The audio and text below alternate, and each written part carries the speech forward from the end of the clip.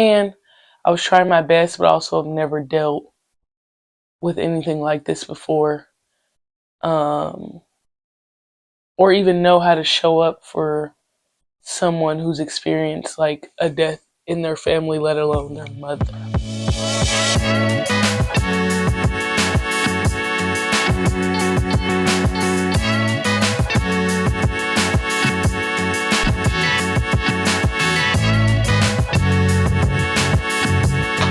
Oh, what's up, y'all? Welcome back to another episode of the Crazy Rashid Show, and thank y'all, amen, for coming back for more. So, what's up? What's up, new bed, new scenery? Just kidding. I'm at home, and that's why I had to skip last week because going through some things, you know what I'm saying? So we really just had to take some time. So I'm back home for a little bit, for like a week, because my best friend just lost her mom. R.I.P. Moment of silence.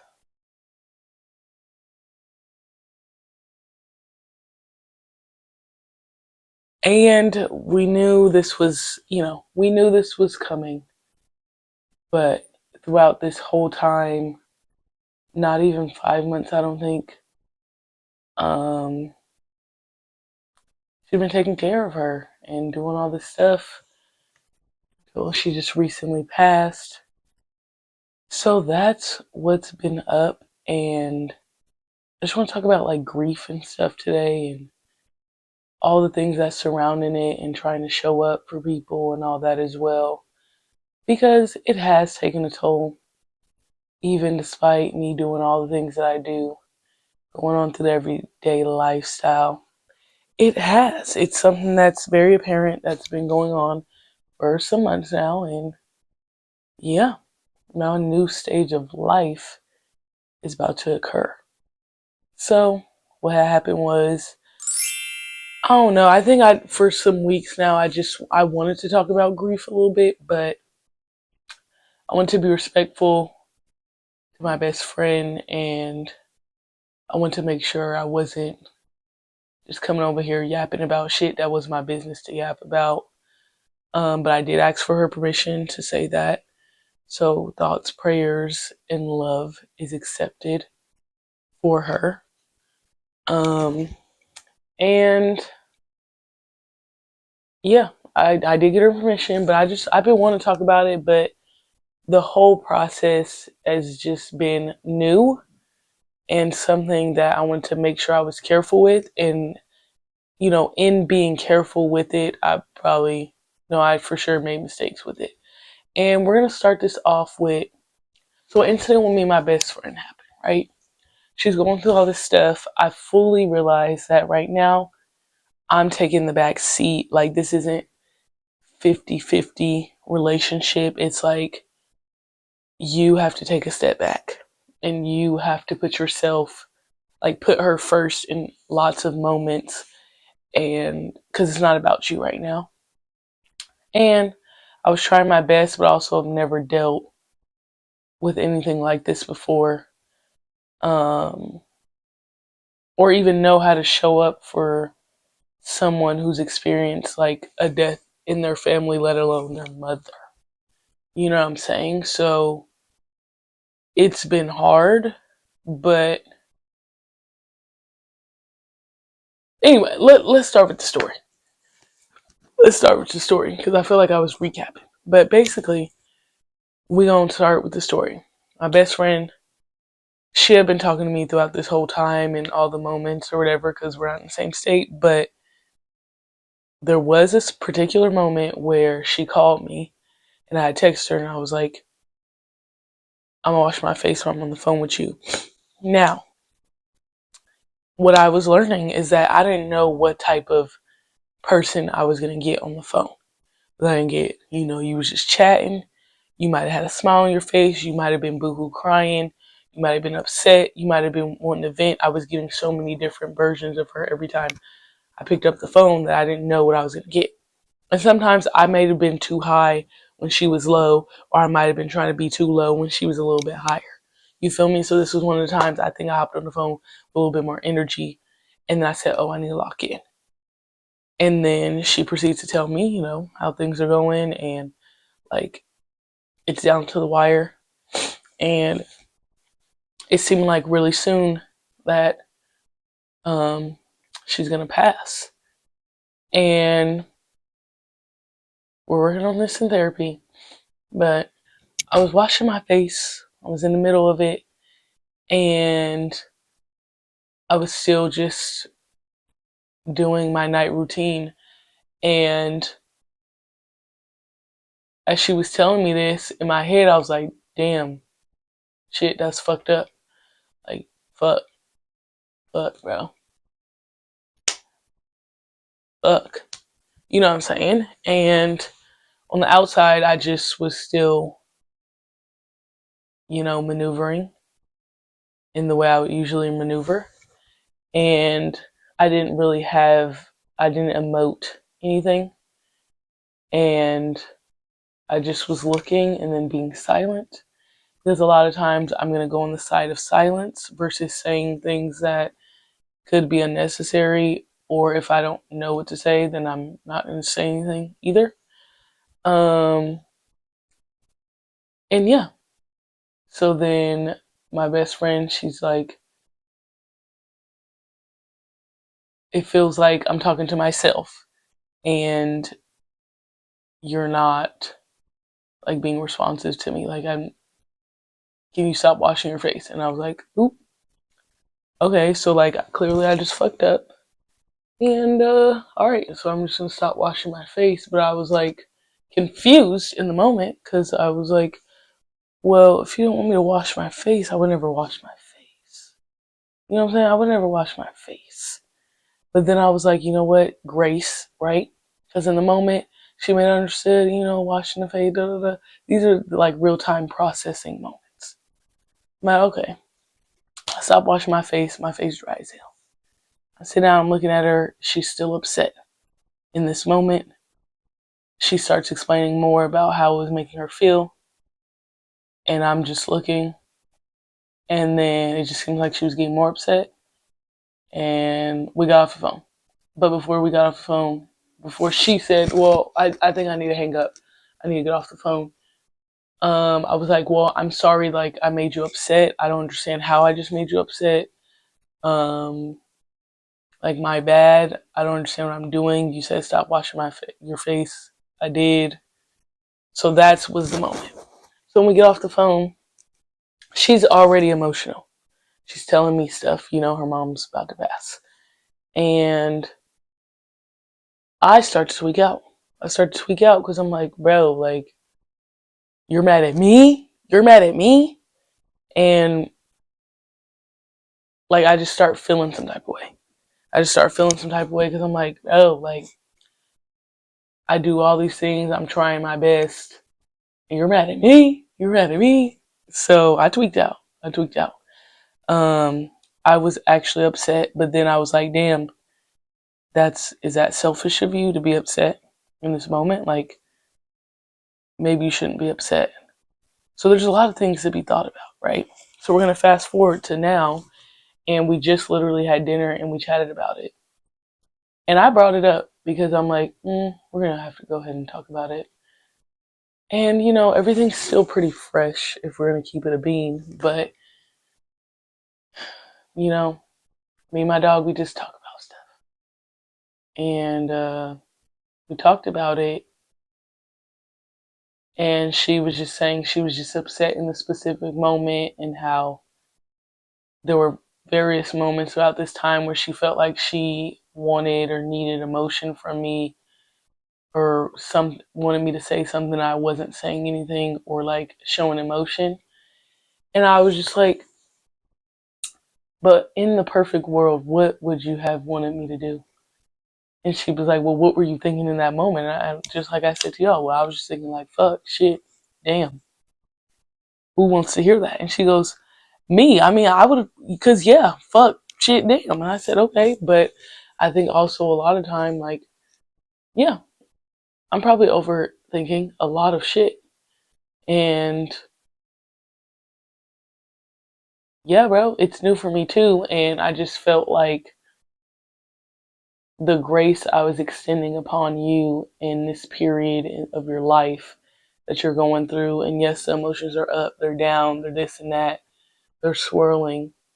That I wanted that too because it's something new for me. And then I also at the same time felt selfish for even wanting to say that because I'm like, well, are you supposed to have that right now? Are you supposed to like, are you still on the back burner? And I've taken the back burner. I've taken the back burner throughout this whole process because I just don't feel like it's about me. But then it's like we're taking the back burner and there's still all these emotions. I'm still a human. This is still my best friend.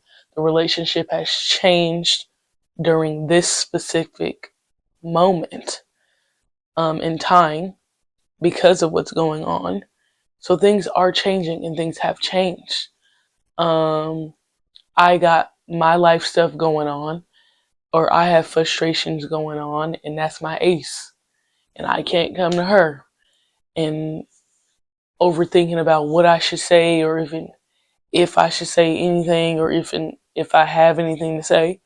Because a lot of times I didn't have anything to say, and when I don't have anything to say, I'm not the type to fill the gap if I don't have anything to say. And then I'm like, well, I don't want her to be upset at me. I'm trying to show up for her as best I can.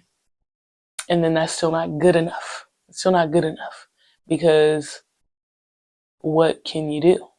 Like, what can you do if someone's mom is about to pass, anybody's family member, anything, right? Like, you can't really do anything for them. Like, you can't fix it. And then we're talking about, I'm like, yeah, I've been stressed out. And like the signs of it showing up in my body, how my body's like been in pain for the past like 2.5 weeks, to where I've kind of like relaxed a little bit on working out because I didn't change anything in my regimen. But every day I woke up, my body was hurting, just hurting, hurting, hurting. And I'm like, oh, so like my stress is in my body. Um, my skin, you know what I'm saying? My sleep, my fatigue, all of it, right? Like, I'm like, yeah, bro, I'm stressed. I'm stressed, okay? Because you my dog, and yeah, you stress me out. When I don't know what's going on with you, it stresses me out. When I don't, like, when I can't do anything, it stresses me out. On top of a multitude of other things that are happening in my life, I just take it. I just keep on keeping on. And we're working on it. But I think another thing I want to point out in the conversation is how I had to acknowledge how sometimes my brain and my heart aren't connecting on a level to where like she's telling me in the moment something about her mom and how it's like getting near the end, and like I can analytically think about it and I'm like, damn, like, wow, you know what I'm saying? But my demeanor or my emotions, like, I'm not emoting. I don't have a, she described it as numb. And I mean, I guess I'll use that word um, as well. It's like a lot of times I'm like, I can acknowledge and I can understand why something has happened or why this has happened or why that would make sense. But then how I feel about it isn't showing. I feel like that was the story that I wanted to share. So we could like go into, so now what? So now what? We're in therapy. We're in therapy. And we're working on it because I've acknowledged like a lot of times where like I wanted to be there for her and it just feels like whatever I do is not enough, which is like okay, but it still bothers me. Um but I may not show it, but I can say that.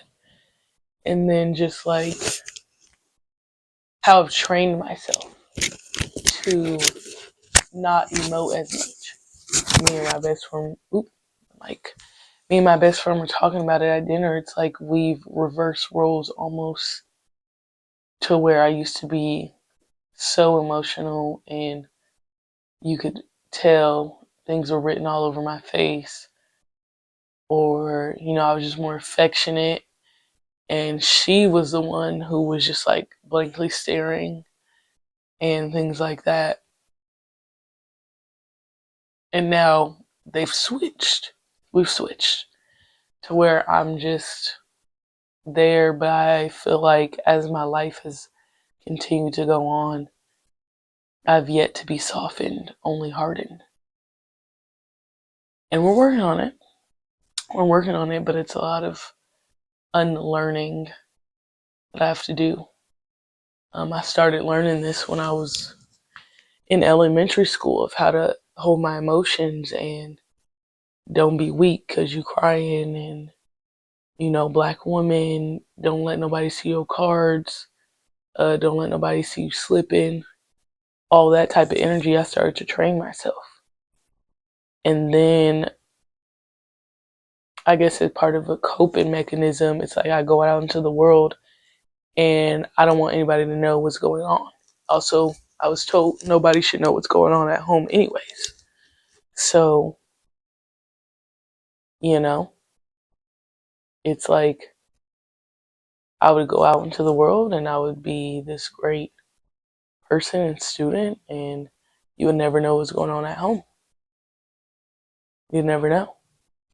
And as I've gone overseas, you never know the frustrations I go through as I live in Colorado.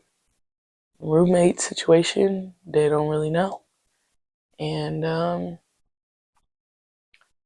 just very guarded, and I feel like I just need to break free. We're breaking free, sorry. Fire. There's not a star in heaven that we can't reach. So yeah, I'm like, yeah, bro. Yeah, we're working on getting back to certain parts of me that I used to have, but also locking things. Like when you go through a lot of trauma and you bury it and bury it and bury it and bury it and bury it, and then you're reaching a new point in your life where you have to, all right, dig it up, dig it up, dig it up, dig it up. You gotta keep digging to get back to the source. That's so now what? Because through this process of trying to be here for Nina, it just been a tough one. Been a tough one. And the toll it's taken on me hasn't been like fully realized until like I came back out to Portland and I felt it like so much in my body, like never before. Like real bad. Aching, knees hurting. I'm like, what is going on? I haven't done anything different. I'm like, I was walking 2 miles and I was doing body weight workouts and my body was cooked. I'm like, so what's really going on? So, yeah, realizing how much of a toll this process has actually taken on me, even though I'm trying not to make it about myself. There's all these conflicting emotions about not wanting to be selfish, not trying to put the attention on me, not wanting to say the wrong thing, not knowing what to say. Majority of the time, that's probably like 90% of the time. Not having anything to say. Yeah, all these things. There's just so many things to think about. And then we also talked about just a little bit of traumas of like when Nina and I first started our friendship, the beginning stages, or not. Well, yeah, beginning stages, and when we start to like really lock in, it was like I was so emotional, and I'd be like, "Bro, what the fuck is your problem? Like, why are you just looking like that, acting like you don't got no emotions? That's weird as fuck." I would be aggressive in the way I talked about it, and she didn't know how to do it yet. And now I'm like the complete opposite. Or things would happen, we would get into it, we would fight or something, and my brain would just take a deep dive, and I'm like, well, fuck that bitch. She don't want to be your friend anyway. Just very nasty, negative thoughts. And we're working on that as well. And I felt like in that specific story, that's where my brain went a little bit, where it's like, well, she is upset at you. She's gonna have resentment towards you because you weren't able to show up for her in the way she needed you to. All these like really interesting thoughts started happening that, come to find out, she wasn't even thinking. You know what I'm saying? She wasn't even thinking. Ain't that something? Another thought that I have is like, when we talk about emoting and stuff, something I briefly talked about in therapy was that I'm able to control my emotions majority of the time, but when something is triggering or feels similar to trauma, then that's when it's harder for me to reel it in. There's been multiple instances where my body starts shaking, or like I'm gonna cry immediately, or my face is like, fuck no. Like, absolutely not. And it's harder for me to hold the reins on that when I feel triggered in those moments as well. So yeah, I think that's what I've got. I need to hop on here and have a chat. Have a nice little chat. Oh, I got my hair done too. It's another thing that happened. Got my hair done. It was Traylin's birthday as well. Y'all know who Traylin is. That's my niece. And Myers, my nephew, because my sisters popped they poon for some kids. They popped they poon and now they got kids. My curls in here is already messed up. Anyway, so I have a question. What type of grief is y'all going through right now, or have you went through? Have you been through a close death in the family, friends, etc.? And have you been a person who needs to like be the support for said person who's went through a recent death? If so, how'd you do it? Do you think you did a good job? Do you think about it often? Do you feel stressed about it? Did you feel stressed? What are my thoughts similar to some of the thoughts that you were having, or are they completely different? So yeah, that's what I got. Very mellow, calm vibe tonight, and thank y'all for listening. We getting vulnerable, we getting candid on the Kyreka Rashid Show. Once again, this has been another episode of the Kyreka Rashid Show. Thank y'all for coming back for more. Asking for those prayers, those blessings out there. Send them on to me, and I will do for you if you ask me to. Yeah. Y'all have a good one. Get at me.